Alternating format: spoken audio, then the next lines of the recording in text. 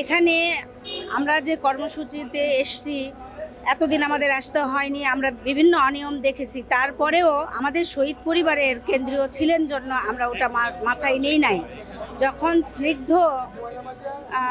পদত্যাগ করতে যাচ্ছেন, সে আমাদেরকে তার একটু আগে জানানো হয়েছে। আমাদের এখানে শহীদ সোসাইটির যারা ছিলেন তারা ওখানে উপস্থিত হলেন, আমরা সবাই অবগত, আমাদের যেহেতু একটা গ্রুপ আছে সবাই অবগত, এবং আমরা সবাই উদ্বিগ্ন যে কি হচ্ছে, কি হবে, কেনই বা এরকম হঠাৎ করেই উনি ডাকলেন।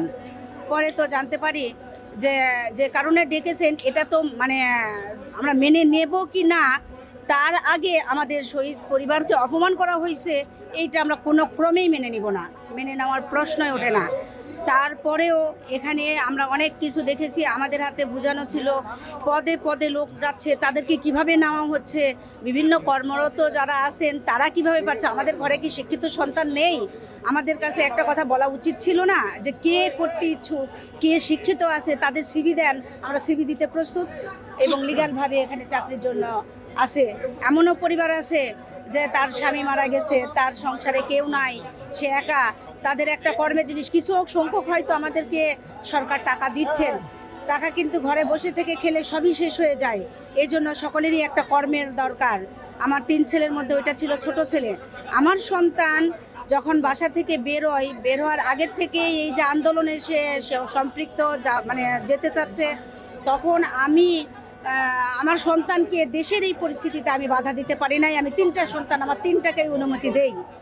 এক সন্তান, বড় সন্তান মিরপুরে, মেজ সন্তান রাজশাহীতে এবং ছোট সন্তান উত্তরায় যাওয়ার আগে আমার সন্তান স্কুল ড্রেস, কলেজ ড্রেস পরে আমার ছেলে যাওয়ার সময় দরজাটা খুলে আবার আমাকে বলে যায়, মা আমি যাচ্ছি আন্দোলনে, তুমি আমাকে দোয়া করো। আমি ছেলের মাথায় হাত দিয়ে দোয়া করি এবং কপালে একটা চুমু দিই, দিয়ে সন্তানকে আমি বিদায় দিই।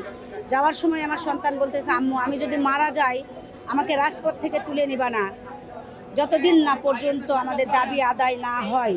আমি আমার সন্তানের কথা শুনে আমি স্তব্ধ, তখন ওই মুহূর্তে আমি কোনো কথা বলতে পারি নাই। আবার আমাকে বলে যে তুমি রাজপথে দাঁড়াবা যেন তোমার দেখে আরও 10টা মাস সাহস পায় এবং আন্দোলন মেনে নেয়, এই কথা বলে যায়।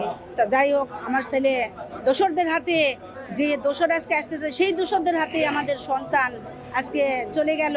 এবং আমার সন্তান যথেষ্ট মেধাবী, সে বুয়েটে চান্স পাওয়ার মতো একজন ছাত্র, তার ক্রেস মানে কোনোদিন শিক্ষা প্রোগ্রামে সে ফিরে আসে নাই, অনেক পুরস্কার আছে। এরকম একটা সন্তানকে মারা হয়েছে, আমার জীবন, আমার পাঁজর ভেঙে দিয়েছে।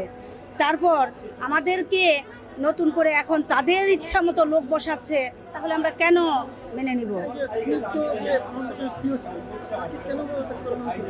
না, এটা স্নিগ্ধর কাছে, সেটা আমাদের কাছে তো উনি ওপেন করেন নাই। উনি বলেছেন, আপনারা নিশ্চয়ই শুনেছেন যে উচ্চশিক্ষার জন্য উনি দেশের বাইরে যেতে চাচ্ছেন, দেশের বাইরে যেতে ইচ্ছুক, যার কারণে করেছেন।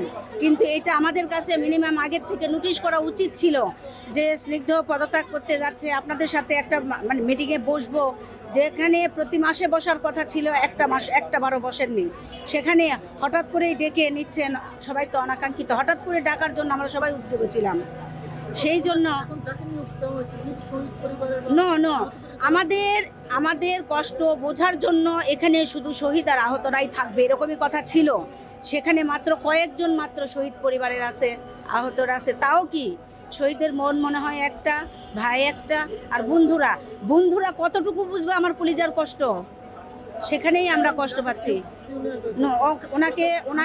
ওয়াকার আহমেদের বিয়েতে আকবরকে যিনি দিয়েছেন, উনি অবসরপ্রাপ্ত মেজর ছিলেন, দিয়েছেন, এইটা আমরা মানতে পারি না। কারণ উনি এখনও সিগনেচার প্রাপ্ত অফিসে না বসতেই যার আন্ডারে ঢুকেছেন, যার সুপারিশে, তিনি আমাদেরকে এখনও না চেনার হুমকি দিয়ে কথা বলেন। কোন সাহসে?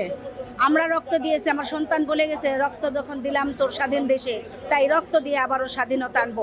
এই স্বাধীনতার মধ্যে আমরা আর ওই ঝড়ের গুলি দেখতে চাই না, আর কোনো মায়ের কষ্ট দেখতে চাই না, আমাদের আর তোষামতি দেখতে চাই না, আমরা কোনো কিছুর মধ্যে থাকতে পারি না, মানে ক্লিন থাকতে চাই, আমাদের উঠান পরিষ্কার চাই। আমরা পরবর্তী কর্মসূচি যতদিন না পর্যন্ত ওনারা পদত্যাগ করবেন ততদিন পর্যন্ত চালিয়ে যাব। প্রয়োজনে আমরা এখানে অন্বেষণে বসে যাব। আমরা ঘরে ফেরার উদ্দেশ্যে বেরোই নাই, এখানে থাকার উদ্দেশ্যে বেরোইছি, ওনারা যদি চান। আর না হলে তাড়াতাড়ি সম্মান নিয়ে বের হয়ে যাক। আমরা হাসিনার মতো কাউকে সম্মানহানি আর করতে চাই না।